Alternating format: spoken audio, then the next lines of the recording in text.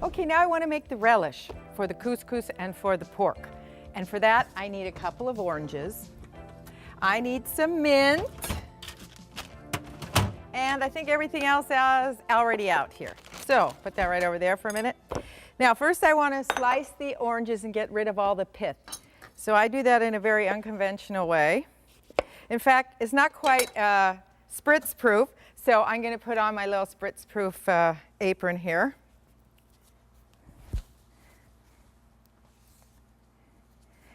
So just to make sure I get rid of all of it, I'm going to cut this into sections like that. And take a bowl, hold it over the bowl, use some scissors, and I'm going to cut around it. Now that's going to let all the juice, see, I'm getting it right in the neck now. Woohoo! Bathing in orange juice. But I like to do it this way because I usually can get it all in one fell swoop. So, okay. And so you see, it gets it pretty clean with the scissors. And then look at that too. We don't have to worry about too much of the pith on the orange. Okay, we have that done.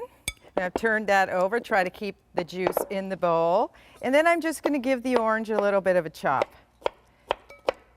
Make a different kind of couscous today.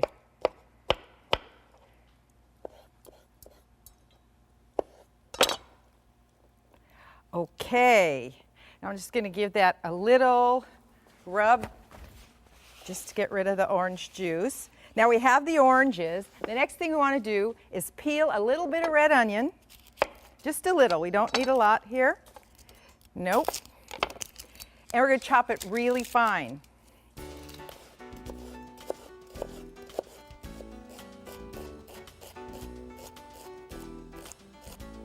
Okay, give it another good chop right over the top into the bowl.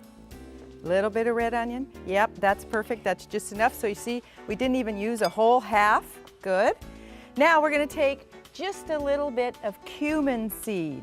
And we're going to put it in there. Not too much. We don't want to overpower it. We want it to be orangey and refreshing. Now we have a few black pitted olives. I have Kalamata olives here, and I'm just going to give them a quick chop too. They don't have to be chopped so fine. Okay, good. In they go. Alrighty, we're going to add a little bit of salt and black pepper. And now a little bit of olive oil, just pure olive oil, not extra virgin. Don't want to make it taste too strong. We just want to have that orange flavor and that olive flavor coming through. So just grab a spoon. Mix that up. Remember, I told you we're going to use mint today too. Well, we're putting just a little bit of mint in there. Give it a little bit of a Mediterranean flair. Okay, give that a nice little chop. Oh, yum. Oh, if you could smell this. This kitchen smells like a wonderfully fresh herb garden. So, that's it. There you have it. Put it in the fridge. Go turn over the roast. Oh, look at that. Look at that baby. Look at that pancetta on there. Oh, there's nothing like a good pancetta.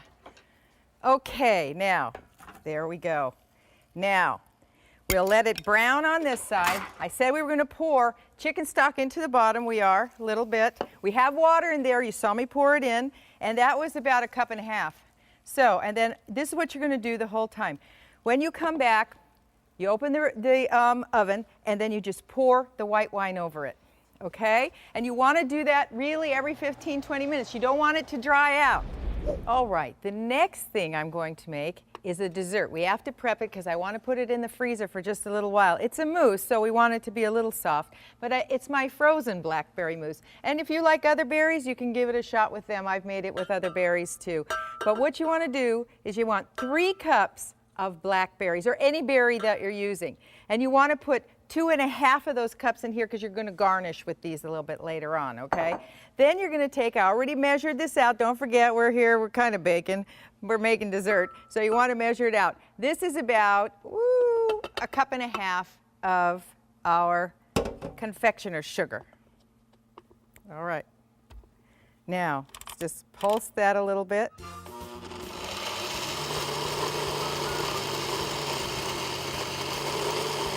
and off. And now we're gonna take, oh, I'd say about, this is Kirschwasser, and we're gonna do, oh, it's a real tablespoon, so I say two or three of those capfuls. There we go. Groove on, baby. Perfect. Okay. Next thing I want to do, I want to take a cup and a half of thick whipping cream. Yum. And I'm going to get my little nifty handy dandy mixer. And what we're going to do is put it up a little bit higher, and we're going to mix this until it's a little bit stiff. Okay. There we go. Now, it's still a little moussey, but it's a little thick, and that's how we want it. The next part we do is we put in about a very generous half a cup of sour cream. Okay, that's our berries, confectioner's sugar, and also a little tiny dab of Kirschwasser. There you go, look at that. Just beautiful, beautiful. Just in case I need a spatula. I got my little pour spout bowl here. And let's just see how that's going to work for us. Getting it into those bowls. And do make sure the bowls you put it in are freezer proof. Good, we'll divvy up the rest here amongst the ones that don't have enough. There we go. You just want to put a little plastic wrap over the top.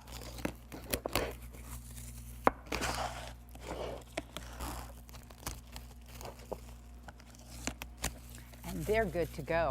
And they're good to eat too. Okay, right into our freezer.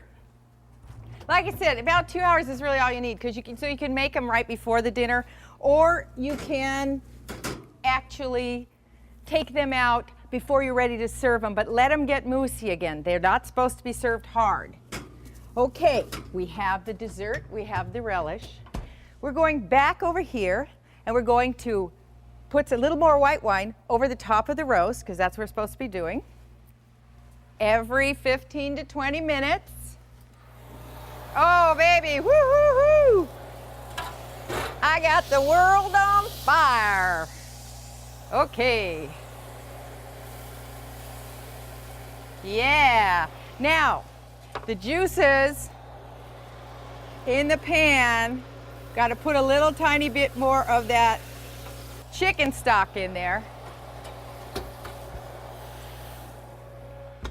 Now this roast is going to cook very slowly, so it still has, oh, I'd say about another 40 minutes on it. So I'm going to take a little break. Then I'm going to come back here and show you how to make an easy salad with arugula and my orange couscous. Okay, now I'm going to make the couscous. The simplest thing in the world, because I'm using instant couscous. Please go to the store and buy instant couscous. It's fast, it's good, it's delicious. I'm taking about a teaspoon of salt and salting the water. Now that what makes mine a little bit different from everyone else's is I'm going to use a little bit of orange rind in it. I want it to have a little bit of an orange flavor. Now don't go all the way down to the white, but what you're going to use, I'd say, is about, oh, teaspoon and a half. All right, next thing I want to do is put in the couscous. So simple. Okay, put it in, give it a little stir around right there like that. Yeah, and here comes the real hard part. You're gonna have to think about this one for a while. All right, put on the top, take it off the fire. It's going to make itself. Okay, but at the end, I'm going to squeeze out a little bit of orange juice, because when it's done, I want to put about 5 to 6 tablespoons of orange juice into the couscous, as much as it'll take. Okay, so let me check that out. That probably is enough right in there from the one orange. Over here in Palm Springs, our oranges and our fruit, citrus, is very juicy.